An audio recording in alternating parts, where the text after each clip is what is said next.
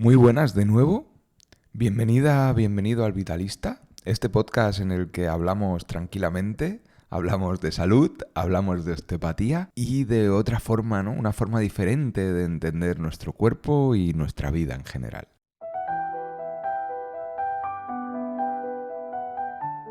Vengo de hacer 2 entrevistas seguidas y voy a hacer un capítulo en el que te voy a hablar yo directamente algunas conclusiones sobre la serie de la vida. Es una serie que me gustó mucho, me costó mucho tiempo escribirla, darle forma y fue una serie que me lo pasé muy bien. Aparte grabé algunos capítulos el verano pasado con mi niña y sale y no sé, es una serie que te recomiendo escuchar.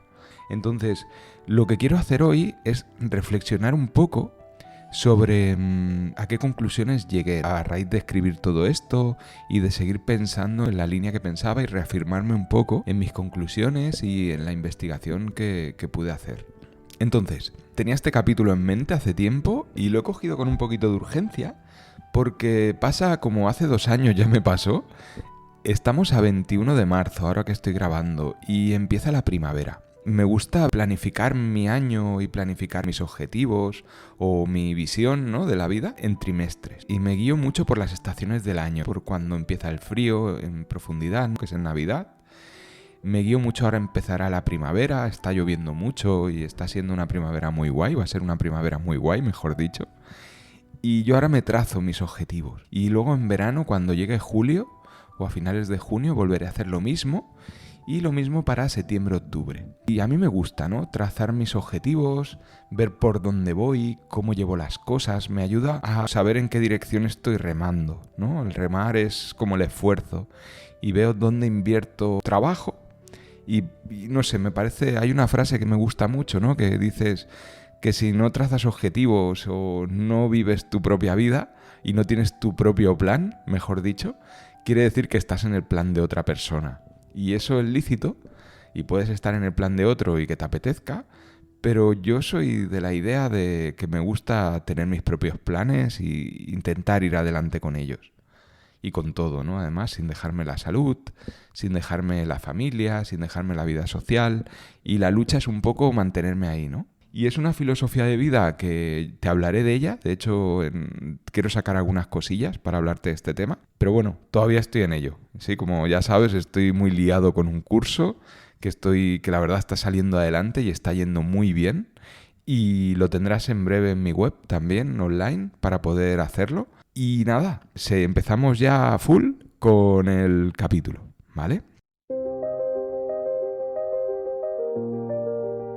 Entonces, una de las primeras conclusiones de la serie de la vida es el hecho de que es innegable que si estudiamos el cuerpo humano, si estudiamos el ser humano, lo podemos estudiar a múltiples niveles. Por ejemplo, cuando yo estudiaba fisioterapia, estudiaba básicamente la biomecánica, la biofísica, parte de la bioquímica, ¿no?, pero sobre todo a nivel de funciones musculares, anatomía, y entendíamos, ahí estábamos en el nivel macro, ¿no?, y estudiando un poco la función de los músculos, de los órganos, de cómo eso repercutía, ¿no?, en la tensión en los tendones, en los huesos, la postura, que si estiras aquí cambias allá y cosas así, ¿no? Estás en el nivel macro.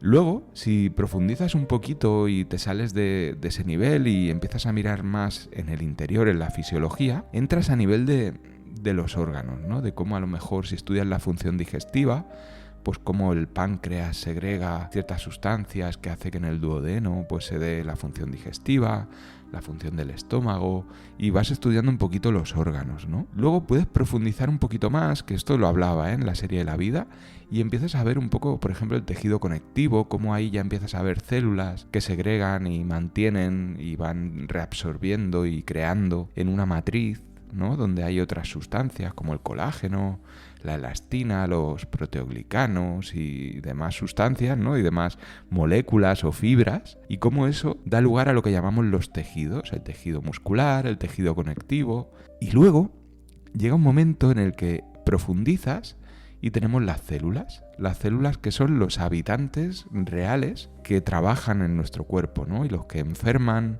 los que nos nutren, los que comen, ¿no?, cuando comemos. La descomposición que hacemos de los alimentos precisamente es para que lleguen nutrientes a esas células. Y esas células lo que hacen y lo que obtienen son moléculas, son proteínas, glúcidos, vitaminas, aminoácidos, que no lo he dicho, pues sustancias tóxicas que no dejan de ser moléculas, antioxidantes, minerales, y con esas cosas, con esos átomos y moléculas, es con lo que las células trabajan. Crean proteínas, que captan energía, crean ATP, que luego lo gastan para consumirlo. Y es un poco el juego en los múltiples niveles. Y lo que era un poco así, que a mí me costó entender el concepto, era que lo que mueve la acción de los átomos, las moléculas, lo que hay ahí en la base, era como una fuerza primordial. Una fuerza, lo que en osteopatía llamamos la fuerza innata. Como una inercia de vida, ¿no? Como una fuerza de vida, una fuerza vital, que es la que impulsa estas acciones, ¿no? Es ese intercambio de energía. Por ejemplo, cuando hay una reacción muscular, ¿no? Una contracción muscular, llega un momento que hay una molécula, que es el ATP, que engarza y genera una reacción que permite que las fibrillas que hay en las fibras musculares, en las células musculares, se puedan contraer. Esa energía que hay en la base, que es energía atómica, es lo que yo metaforizaba, ¿no? Hacía como una metáfora en la que hablaba de la fuerza innata.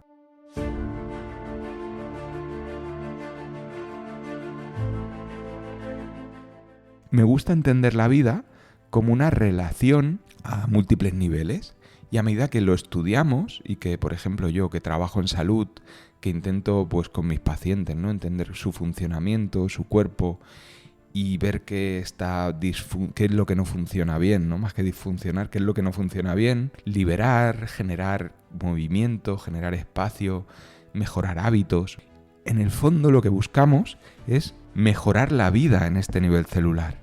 Ese era un poco el primer nivel. En el nivel celular yo veo, y donde estoy estudiando más en los últimos años, en los últimos a lo mejor 4 o 5 años, es donde encuentro un pivote importante, ¿no? Es donde entiendes que la célula es capaz casi de trabajar con esta fuerza innata, y cómo el nivel celular además lo podemos dividir en no solo nuestras células, sino unas pequeñas células satélite, por así decir, o que están ahí también, que son las células procariotas, ¿no? Las células procariotas y los virus, que también te hablé de ellos, ¿no? Que lo llamaba biones, y era una idea muy interesante. Y cómo lo que hacen estas células, tanto las nuestras, ¿no? Nuestras células eucariotas, las que nos forman a nosotros, como toda esta microbiota que tenemos y que vive con nosotros, vive en nosotros y es parte de nosotros, ¿vale?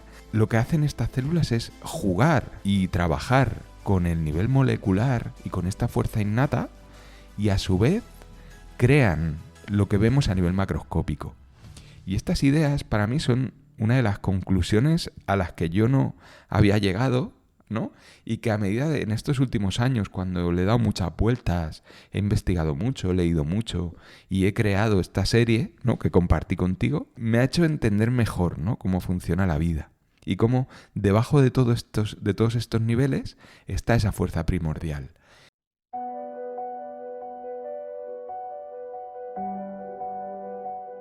Y para mí es importante, ¿no? Porque en osteopatía, cuando hablamos de liberar una estructura, de entender lo que te decía antes, ¿no? De entender la disfunción y generar una liberación, siempre lo que decía Steele, ¿no? Búscalo, libéralo y déjalo que cure, ¿no? Déjalo que se ajuste solo, ¿no? Que busque su equilibrio. Y en ese buscar su equilibrio, que es lo que más me costó a mí de la osteopatía, está todos estos mecanismos. Todos estos mecanismos que llevan 13.800 millones de años funcionando. Es maravilloso, no sé si te sirve, ¿vale? Pero me lleva a otra de las conclusiones que saco yo de esta serie, que es el sentido de la evolución. Es el que no es todo el azar. Sí, una de las cosas que tiene, ¿no? La evolución, tal y como la planteó Darwin, es que hay una lucha para el más apto, ¿no? Como lo planteó Darwin y como lo interpretó una parte muy importante de la burguesía británica, ¿no? De la burguesía y de los altos cargos británicos de la época de 1800 y pico, ¿no? Pues lo que buscaron es pues decir, no, los que estamos aquí somos los más aptos, y llevaron la naturaleza a la sociedad, y el resto, pues, que no están a nuestro nivel es porque están por debajo, ¿no? Y de ahí se prostituyó un poco la biología.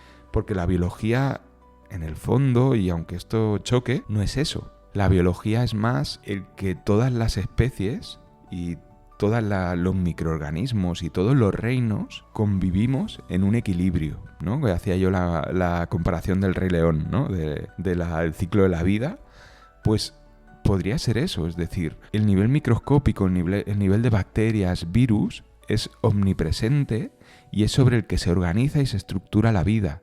De hecho, fue el nivel que tardó más en poder evolucionar. Es decir, en la Tierra se tardó más en poder haber seres pluricelulares, es decir, la convivencia y la simbiosis entre dos células, y se tardó mucho en que apareciese una célula compleja, como es la célula eucariota. Y una vez se consiguió eso, la complejidad en pocos millones de años explotó la vida, ¿no? Al menos como está estudiado a nivel paleontológico en nuestro planeta. Y de hecho se dice y se aprueba y se acepta que han habido 5 extinciones masivas, 5 o 6, ahora no recuerdo, y que tras una extinción masiva vuelve a haber un reflotar de la vida, ¿no? Como que la vida microbiana está adaptada a cualquier medio y a partir de ahí tiene la capacidad de generar, pues, individuos o especies que estén mejor adaptadas al nuevo medio, ¿no?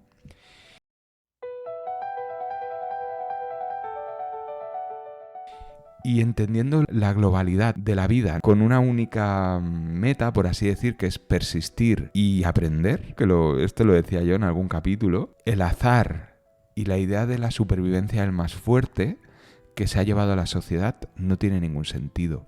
Es decir, la biología debería basarse en la cooperación y en el entender que esto es un proceso efímero, que somos pequeños trabajadores que venimos aquí a aportar al entorno y a aprender y a cada vez, pues, entender mejor de dónde venimos y esta complejidad. Porque de todo esto que te estoy diciendo me viene la idea de que hemos de entender nuestra relación, por ejemplo, con nuestra microbiota, que tiene mucho que ver en la salud, el cómo comemos, el cómo dormimos, el cómo nos cuidamos, tiene una repercusión directa y cada vez se estudia más, ¿no? de la influencia en esta microbiota y se basa sobre todo en la microbiota intestinal. Pero lo que dicen los artículos y lo que va revisando la bibliografía científica es que hay microbiota en todos los tejidos. O sea, ya se ha visto microbiota a nivel cerebral, se ha visto microbiota incluso en pequeñas lesiones que pueden aparecer a nivel discal, por ejemplo. Hay microbiota en la placenta, en el bebé, en la piel, en los pulmones. Y yo me atrevo a decir que a medida que se analice en casi todos los tejidos, en la sangre también se ha visto microbiota. Y no es una microbiota patológica. Es decir, hay virus y bacterias que viven en nosotros y lo que hacen es aportarnos información del medio, hacer funciones, segregar neurotransmisores, segregar vitaminas, segregar ácidos grasos que necesitamos y que nuestras células se nutren con ello. Y esto se ha estudiado mucho a nivel intestinal, pero una de las conclusiones que me llevo es que la microbiota no deja de ser el enlace entre nuestro medio y nosotros. Es decir, yo a día de hoy, después de haber estudiado y haberle dado muchas vueltas al tema de la microbiota, sin entrar en la visión puramente científica de qué funciones, qué metabolitos y demás, sino en verlo a nivel general y en mi día a día, es como que la microbiota es el filtro entre el medio externo y mi medio interno.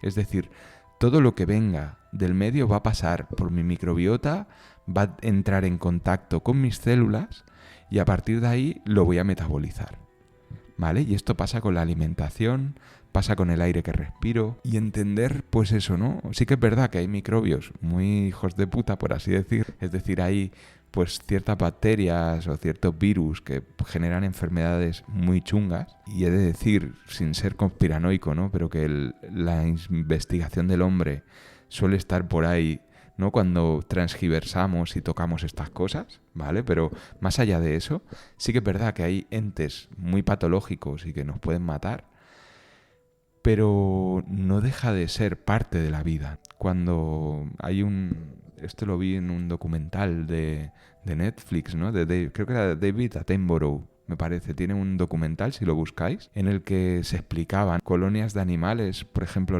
ciertas hormigas en la selva, y cómo a medida que proliferaban ciertos tipos de hormigas, ya existían unos hongos que se encargaban de equilibrar estas diferentes colonias, ¿no?, de hormigas, y cómo se mantenían los números equilibrados gracias a eso, a que habían pues ciertos mecanismos de la naturaleza, en este caso un hongo, que se encargaba de matar las hormigas que prosperaban más de la cuenta.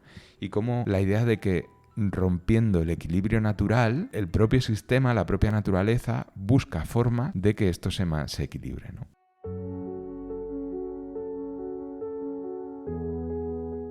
Y es otra idea muy potente y que nos aleja un poco de esa individuación como seres humanos y como que somos la cúspide de una pirámide evolutiva y de que todo nos pertenece, ¿no? Y la idea de que somos nosotros los que pertenecemos a este sistema y no sé, que en el fondo estaría muy bien que entendiésemos esto y que lo pudiésemos cuidar, ¿vale?